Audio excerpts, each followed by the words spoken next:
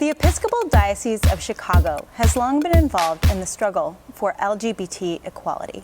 This year, churches around the diocese will participate in Pride Sunday at the parish level, and Bishop Jeff Lee will be marching in Chicago's annual LGBT Pride Parade.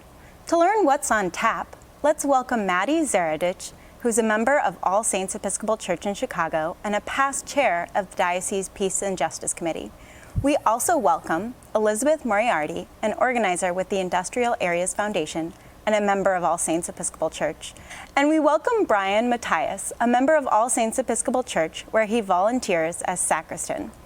He is also a co-host of the theology podcast Sunday School for Heathens.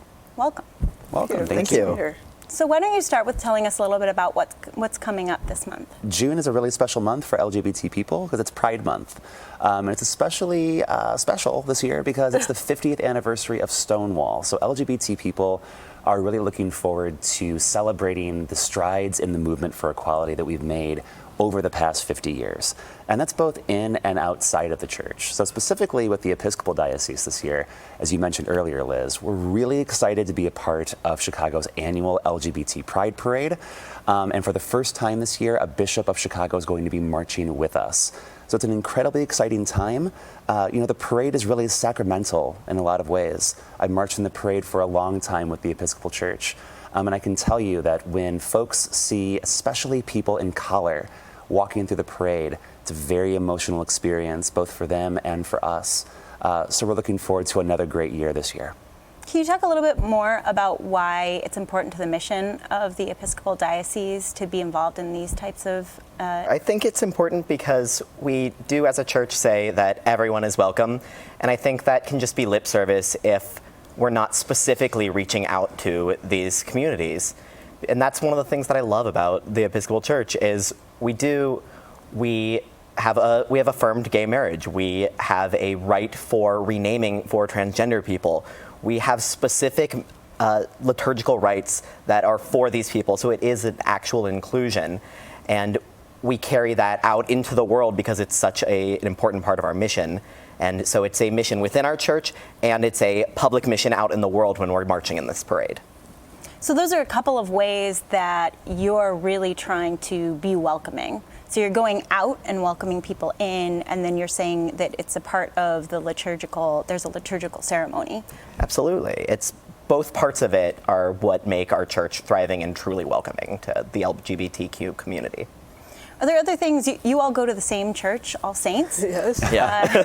Can you talk a little bit about what drew you there and what in particular about that congregation, about that space makes people feel welcome and included? I got to All Saints through getting to know the rector, the Reverend Bonnie Perry. And I have actually worked in another church for my whole life. I was raised in the Roman Catholic Church and actually spent 20 years working in ministry. And in my jobs, I spent a lot of time with a lot of clergy. And I tell you, when I met Bonnie, her zest for life, her ability to listen, you just knew from the beginning this is someone who loved God, who had a real relationship with Jesus, and who found faith to be enlivening and fun. And she just brought this tremendous joy. She says nothing, and you know that she believes. And you meet Bonnie, she'll hear your name once, and then she never forgets it. So there's this person who had this capacity for this remarkable relationship. And I met her. I said, I need to find a church. I'll see what's happening at Bonnie's church. And so she's also very honest about her own journey as a lesbian, who's coming to terms with that identity in the midst of a church that wasn't welcoming. And that resonated for me too, because I was also raised in the Roman Church. And sort of her capacity to taking from her joys and sorrows in that journey and creating a community where all the time, everywhere, people are welcome. So All Saints, we like to say every day is Pride Sunday because all the time people are constantly being shown that they're welcomed, that faith is a joyful community where so many of us have felt isolated, where we felt bullied, where we felt left out, where we couldn't bring our whole selves. Here's a priest who witnesses what it is to bring your whole self and then invites everyone to come and do it with her.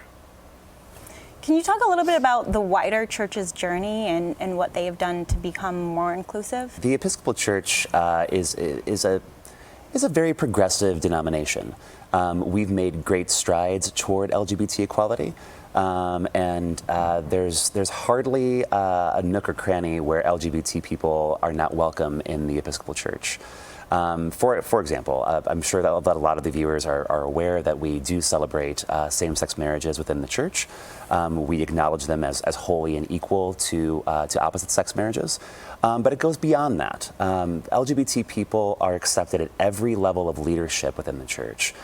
So, I was just speaking earlier with my friend Brian here about how I was in the room when the House of Bishops back in 2012 in Indianapolis at General Convention made the vote to ensure that transgender people could be clergy members. And I can tell you that being in the room when that happened, I could feel the Holy Spirit lift the room. I could feel something change. And it was a collection of, mostly old white men, to be quite frank, who a lot of them had probably never even knowingly met a transgender person. But I know that the work that was done by folks like the Chicago Consultation, by folks like Bonnie Perry that we just mentioned, our rector at All Saints, and a whole host of other people within the church, they did the work, they did the theology, and they made sure that bishops understood this is where the Holy Spirit is taking us. And I think that the Episcopal Church is really good at having an understanding of that wild goose, the Holy Spirit, leading us somewhere and taking us somewhere. And I think that, I guess I'm proud of the courage that we often have to follow along, because sometimes I think it takes that courage, it takes that boldness. And I'm excited to see where we keep going, because the church's arms can get ever wider, they can get ever more welcoming, and we need to continue doing the great work that we've been doing. I'm actually a member of the First United Methodist Church at the Chicago Temple, and we have been what we call a reconciling congregation. For over 20 years, we're inclusive of LGBT folk in the life of the church, and we have affirmed our support for same-sex marriages. Sure. But it's been really tough this year. The General Conference of the United Methodist Church met in February and actually, took steps in the other direction on these issues. I wonder if you have any words for members of the Methodist Church and how you think about that and lessons learned from the journey that the Episcopal Church has taken. I think that what folks in the Methodist Church should know is that we're praying for you, and that we're thinking of you often, and that we're really sad to see what's happening now in your denomination, because it happened for us too. I think that if I had words to give right now of hope, I would say you will survive. You will become something maybe new, which I know might seem scary right now, but you can't get to resurrection without being on Holy Saturday first.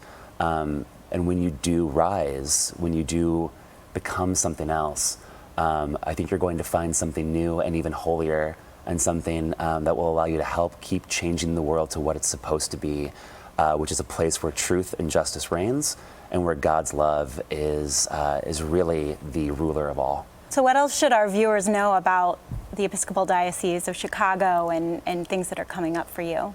How can people get involved? Well, I know for sure you happen to have 3 All Saints folks here right now. So a little plug, and Bonnie Perry will especially appreciate this, I'm sure. A little plug for All Saints Episcopal Church. If you are in Chicago, or even if you're not, and you're looking for a place to go, especially if you're an LGBT person, but of course everyone is welcome, especially if you're an LGBT person, it's a really wonderful place. And you might find yourself right now being called to a faith community. And if you're interested in what that might mean, if you're curious about it, even if maybe you're a little bit scared of what that might mean, All Saints is a great place to come. So come check us out. Come be with us. We're ridiculously fun. We joke around a lot, so this is not like high church, trust me.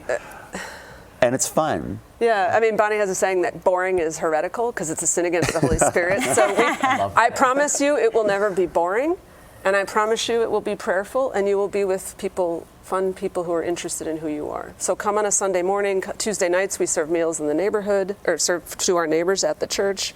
And there's all sorts of other things that are going on. You're welcome to join us in the march if you would like. We're marching with the Chicago Coalition of Welcoming Churches, so it's not just the Episcopalians, it's also Lutherans and Methodists and everybody out there. So it's going to be a lot of fun, and if you want to join with us, we'd love to have you.